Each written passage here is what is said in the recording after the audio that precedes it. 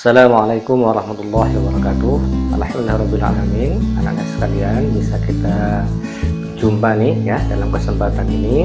Mudah-mudahan kita dalam kondisi sehat walafiat, juga anak-anak juga sehat, kemudian anak tetap semangat dalam belajar dan bisa mendapatkan ilmu yang bermanfaat untuk sekarang dan juga bekal di masa yang akan datang.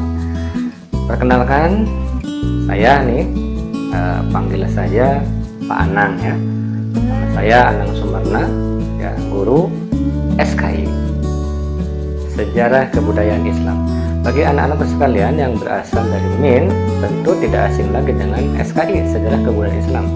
Baiklah, kompetensi dasar yang akan kita pelajari adalah KD 3.1, yaitu menganalisis misi Nabi Muhammad SAW sebagai rahmat bagi seluruh alam.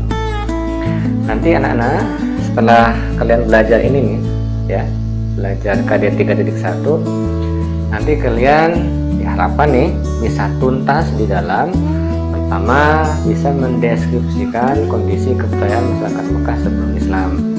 Yang kedua, bisa mendeskripsikan kondisi sosial masyarakat Mekah sebelum Islam. Yang ketiga, bisa mendeskripsikan kondisi ekonomi masyarakat Mekah sebelum Islam. Yang keempat, bisa mendeskripsikan kondisi politik masyarakat Mekah sebelum Islam. Dan juga yang tidak kalah pentingnya, kalian nanti bisa menganalisis ya misi Nabi Muhammad SAW untuk rahmat bagi alam semesta itu dalam bidang agama, dalam bidang sosial, dalam bidang ekonomi, dan juga dalam bidang politik. Ini yang akan kita pelajari ya anak-anak ya. Tetap semangat ya. Mari kita awali dengan bersama-sama membaca basmalah. Bismillahirrahmanirrahim.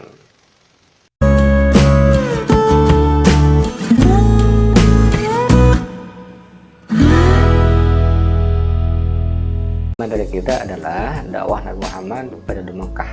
Nanti kalian bisa menganalisis bagaimana sejarahnya ketika Nabi Muhammad SAW berdakwah di Mekah.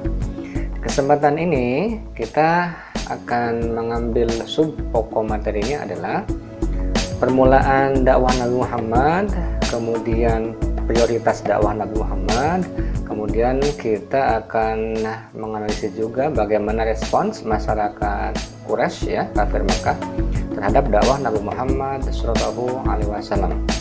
Jadi 3 sub pokok materi yang akan kita bahas. Jadi belum sampai kepada bagaimana strategi atau pola dakwahnya.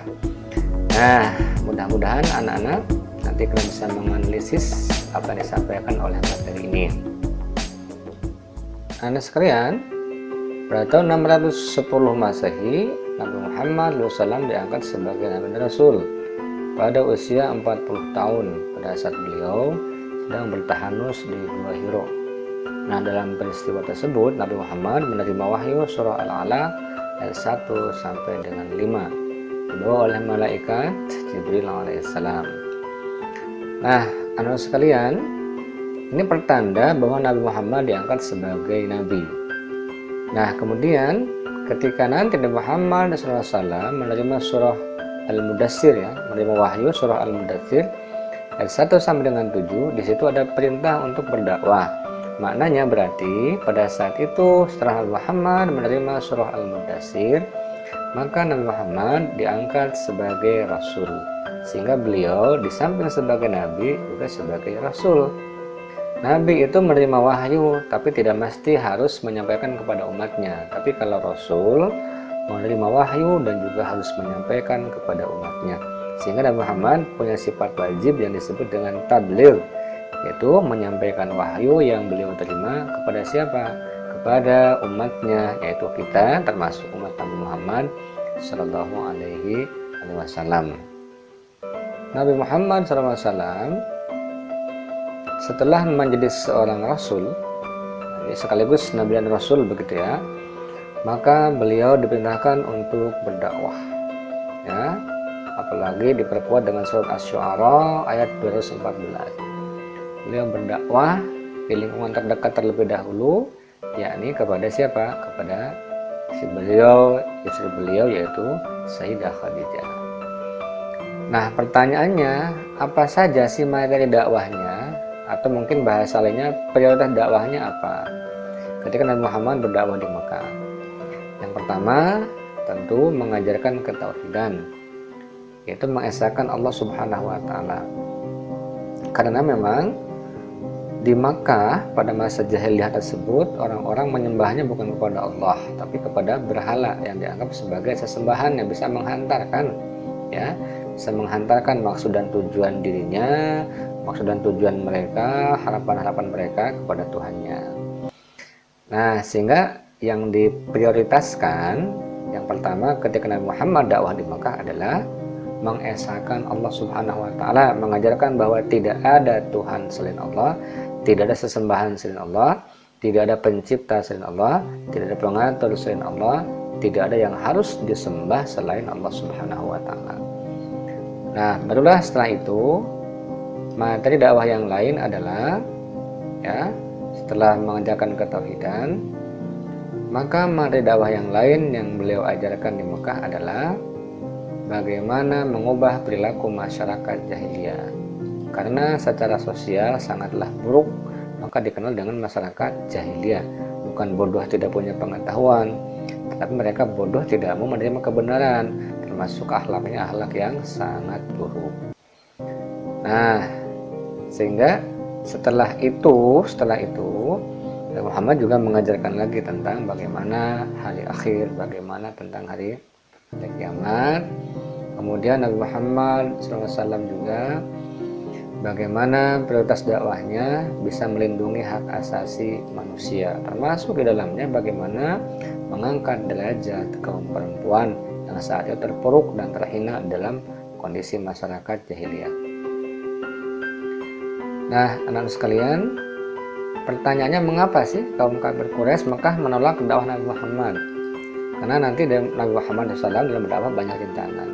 Kenapa sih mereka bisa menolak? Atau apa alasan mereka kok menolak ajaran Islam? Apakah karena agama Islam itu dianggap salah oleh mereka? Ternyata bukan. Tapi yang pertama, mereka takut kehilangan pengaruh dan kekuasaan. Bagi mereka, jika mengikuti Nabi Muhammad, berarti mereka mengikuti Bani Muthalib. Itu artinya apa? Berarti mereka mengikuti kekuasaan Bani Muthalib. Kalau mereka ikut patuh terhadap ajaran Islam, berarti mereka juga dalam barang mereka di samping patuh ke dalam Bani Muthalib juga patuh ke dalam Bani Hashim, sehingga mereka kehilangan kekuasaan lah saat itu. Padahal mereka banyak dari kelompok-kelompok petinggi Quraisy yang memiliki kekuasaan. Nah, kemudian alasan lain kenapa mereka itu menolak agama Islam, karena takut kehilangan status sosial. Nah, karena Islam itu mengajarkan tidak membeda-bedakan antara tuan dan budak. Jadi semua sama dalam pandangan Allah, kecuali yang membedakan adalah derajat ketakwaannya saja, ya. Baik, anak-anak bisa melihat surah Al-Hujurat, nanti bisa menemukan sebuah kalimat, sebuah ayat, inna akramakum indallahi atqakum. Yang paling mulia di sisi Allah hanyalah orang yang paling bertakwa. Nah, kemudian alasan lain kenapa mereka itu tidak mau memeluk agama Islam, karena sebenarnya mereka perdagangan patungnya, jadi secara ekonomi mereka terganggu. Dalam kata lain mungkin mereka bangkrut, ya, perdagangannya. Karena apa? Karena yang tadinya menjadi sumber pendapatan mereka yaitu berhala, Islam datang, berhala tidak boleh ada.